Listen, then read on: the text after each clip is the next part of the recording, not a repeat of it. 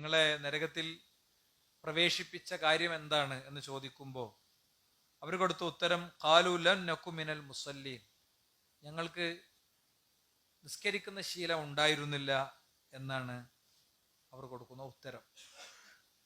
അപ്പൊ നിസ്കാരം എന്നത് നമ്മൾ കുറച്ചുകൂടി ശ്രദ്ധാപൂർവം പരിഗണിക്കേണ്ട, മൈൻഡ് ചെയ്യേണ്ട ഒന്നാണ് എന്നത് നമുക്കിതിൽ നിന്ന് കിട്ടുകയാണ്. ഇവിടെ ഒട്ടും നിസ്കരിക്കാത്തവരെ കുറിച്ചാണ് പറയുന്നതെങ്കിൽ ഇതേ വിശുദ്ധ ഖുർആൻ മറ്റൊരു പ്രയോഗത്തിൽ ഫവൈലുൽ മുസല്ലീൻ, നിസ്കരിക്കുന്നവർക്ക് നാശം എന്നും പറഞ്ഞിട്ടുണ്ട്. അതിന്റെ കാരണം അല്ലദീനഹും അൻ സ്വലാത്തിഹിം സാഹൂൻ, അവരവരുടെ നമസ്കാരത്തിന്റെ കാര്യത്തിൽ വളരെ അശ്രദ്ധരാണ്. പറ്റണ നേരത്ത് സാധിക്കണ പോലെ അങ്ങനെ നിസ്കരിക്കുമ്പോൾ തന്നെ അവരുടെ ഫിക്കറൊന്നും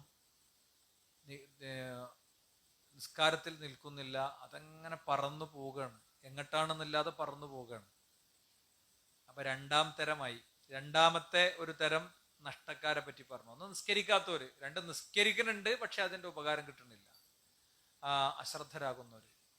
ഇനി മൂന്നാമത്തെ ഒരു കാര്യം റസൂലുള്ളാഹി സ്വല്ലല്ലാഹി അലൈഹി വസല്ലം തങ്ങളുടെ ഹദീസുകളിൽ നിന്ന് നമുക്ക് കിട്ടുന്നത്, ഒരു മനുഷ്യൻ 60 വർഷം നിസ്കരിച്ചു. എത്രത്തോളം എന്ന് വെച്ച് കഴിഞ്ഞാൽ അയാൾ ഇസ്ലാമിൽ നരച്ചു എന്നാണ് ഹദീസ്. ചെറിയ പ്രായം മുതൽ നിസ്കരിച്ച് വന്ന് ഇസ്ലാമിൽ അയാൾ നരച്ചു. പക്ഷെ അയാളുടെ ഒരു റക്അത്ത് പോലും പടച്ചോൻ സ്വീകരിച്ചിട്ടില്ല. എന്താ കാരണം? അയാൾ നിസ്കാരത്തിന് നബി കരീം സല്ലല്ലാഹു അലൈഹി വസല്ലം തങ്ങൾ നിശ്ചയിച്ച, നിർദ്ദേശിച്ച രൂപവും ഭാവവും ഉണ്ട്, അത് അയാൾ പാലിച്ചില്ല എന്നുള്ളതാണ് അതിന്റെ കാരണം. അത് കണിശമാണ്.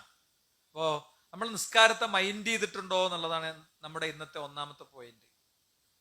നമ്മൾ നിസ്കാരത്തെ മൈൻഡ് ചെയ്തിട്ടുണ്ടെങ്കിൽ, ആ സീരിയസ്നെസ്സിൽ അതിനെ കണ്ടിട്ടുണ്ടെങ്കിൽ, സ്വാഭാവികമായും നമ്മുടെ നിസ്കാരത്തിന്റെ രൂപവും ക്രമവും ഒക്കെ ശരിയാം വിധമാകാൻ ആവശ്യമായ പഠനങ്ങളും പരിശോധനകളും നമുക്ക് ഉണ്ടായിട്ടുണ്ടാകും. അങ്ങനെ ഉണ്ടോ?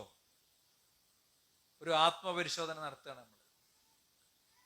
ഈ കാര്യം മാത്രം പറഞ്ഞ് ഇന്ന് ഖുത്ബ നിർത്തി നിസ്കരിച്ച് പിരിഞ്ഞാലായിരിക്കും ഏറ്റവും നല്ല ഖുത്ബ. അതായിരിക്കും. എന്നാ പിന്നെ പറഞ്ഞത് ഓർമ്മയിലുള്ളത് ഓർമ്മയിലില്ലാത്ത പ്രശ്നമൊന്നുമില്ലല്ലോ. നിങ്ങൾ ആലോചിച്ച് നോക്ക്, നബി കരീം സല്ലല്ലാഹു അലൈഹി വസല്ലം തങ്ങൾ പറയാണ്, ഒരു മനുഷ്യൻ 60 കൊല്ലം നിസ്കരിച്ചു, പക്ഷെ അയാളുടെ ഒരു റക്അത്തും പടച്ചോൻ എടുത്തില്ല. ദിക്ർ തെറ്റിയിട്ടല്ല, ഇഖ്ലാസ് ഇല്ലാഞ്ഞിട്ടല്ല, തഖ്വ ഇല്ലാഞ്ഞിട്ടല്ല. എന്താ കാര്യം?